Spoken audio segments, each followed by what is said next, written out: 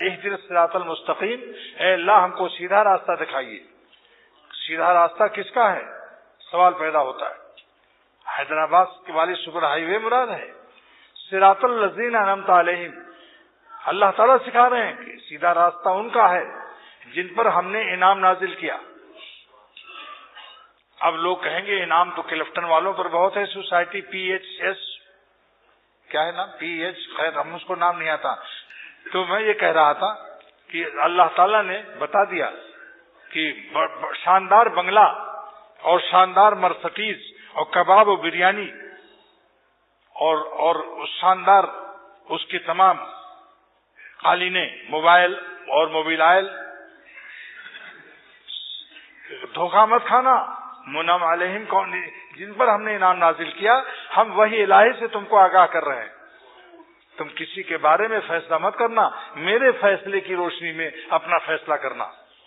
میرا فیصلہ کیا ہے؟ اولئک الذین انعم اللہ علیہم، جن پر ہم نے انعام نازل کیا وہ کون لوگ ہیں؟ من النبیین، وہ نبی ہیں، والصدیقین، صدیقین ہیں، والشہداء ہیں، والصالحین ہیں۔ نبی کی صحبت مل جائے تو سبحان اللہ، ورنہ صدیقین کی صحبت اور صالحین اور شہداء کی صحبت۔ تو شہداء تو شہید ہو جاتے ہیں، لیکن ایک شہید زندہ کا پتہ بتا دیتا ہوں، زندہ شہیدوں کے پاس ہی بیٹھا کرو۔ زندہ شہیدوں، اگر وہ شہید تو ختم ہو جاتا ہے، وہ تو جنت میں، وہاں اس کی صحبت کیسے پاؤ گے؟ شہیدوں کی صحبت پا سکتے ہو، لیکن زندہ شہیدوں کے پاس بیٹھو۔ زندہ شہید کون ہے؟ جو اپنی بری خواہش پر اللہ کی تلوار عشق و محبت کو مار کر اپنے بری خواہش کو شہید کر دیتے ہیں۔